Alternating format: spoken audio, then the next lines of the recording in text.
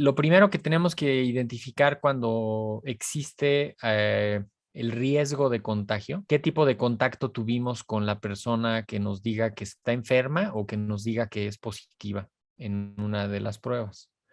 Podríamos clasificar el riesgo en dos grandes rubros. Riesgo alto, que sería si estuviste más de 10 minutos a menos de 1,5 metros sin protección, ninguna de las dos personas.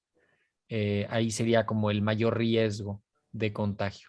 Si estuviste menos de 10 minutos o más de 10 minutos a menos de 1,5 metros o más de 1,5 metros con protección, que sería como toda la diferencia, el riesgo es muy diferente que si no tuvieras protección. Entonces ahí el riesgo sería un poco más bajo. También depende si la persona sabe que es positiva por una prueba o tiene síntomas y después se hizo una prueba. También ahí hay una diferencia importante porque las personas que alcanzan a tener síntomas tienen una cantidad de virus mayor y su potencial de contagiar es mayor. Entonces, eso es muy importante preguntarle a la gente cuándo empezó a tener síntomas. A partir de ese día, contar un par de días hacia atrás, que es cuando ya empezó a contagiar, y pues revisar el tipo de contacto que se hubiera tenido, ¿no?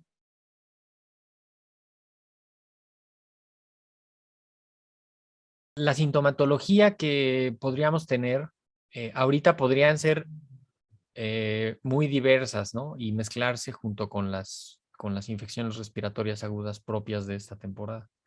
Entonces sí es importante que tratemos de tener cuando menos 2 o 3 síntomas de los que generalmente referimos, ¿no? O sea, dolor de garganta, dolor de cabeza, fiebre, ataque al estado general, disminución del olfato o del gusto, pérdida del apetito, algunos datos gastrointestinales. Ahí sería, digamos, deseable que tuviéramos, pues, cuando menos 3 de esos datos, ¿no? Porque si no, si nada más te levantas un día en la mañana con dolor de garganta y nada más, pues podría ser que no sea, ¿no? O con dolor de cabeza, podría ser también muy inespecífico. Entonces, necesitamos tratar de acumular algunos de estos datos clínicos y entonces sí pensar con un poquito más de certeza que pudiera ser el COVID. Además de ver lo que tienes individualmente, pues tienes que ver el contexto epidemiológico en el que has estado. Si has estado encerrado en tu casa o has visto a poca gente o a los mismos siempre y no hay nadie enfermo cerca y en los últimos 3 días en particular no ha visto a nadie de riesgo, pues o no hiciste nada de riesgo, pues la probabilidad de que eso sea COVID es menor a que si me dices, sí, es que el sábado me fui a comer con unas personas o a cenar o el domingo o el viernes y unos 2 días después empiezas con síntomas, ¿no? Entonces también ahí hay que ver el contexto epidemiológico y pues actuar en función de lo que se va encontrando.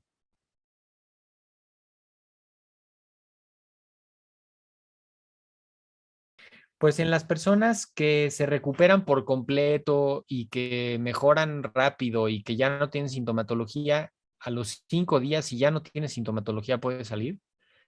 Si continúas con síntomas, pues espérate mejor otros 5 días, para que no te quedes ahí, o sea, para que no salgas todavía con síntomas, ¿no?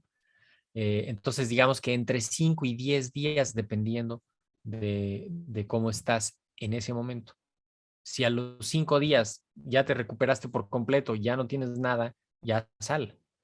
Pero si sigues con sintomatología, espérate cuando menos otros 4 o 5 días a que estés bien para ya poder salir. El chiste es que cuando salgas estés bien. El contagio, digamos que después del quinto día ya es muy poco probable que seas contagioso.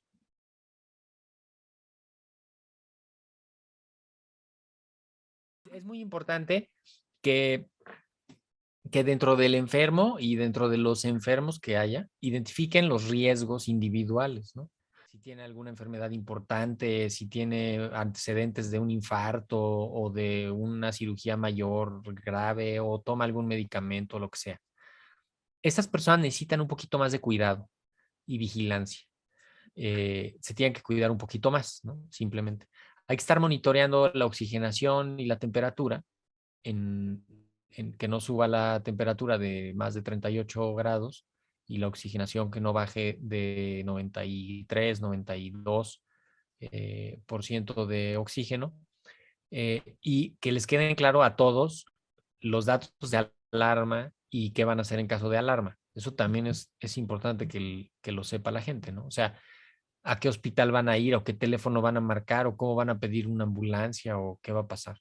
Y en cuanto comiencen a ver que el paciente simplemente no mejora con el paso de los días, pues sí es importante establecer un contacto con los servicios médicos en serio, porque si no van a estar va a estar avanzando la enfermedad y van a correr riesgos ahí completamente innecesarios.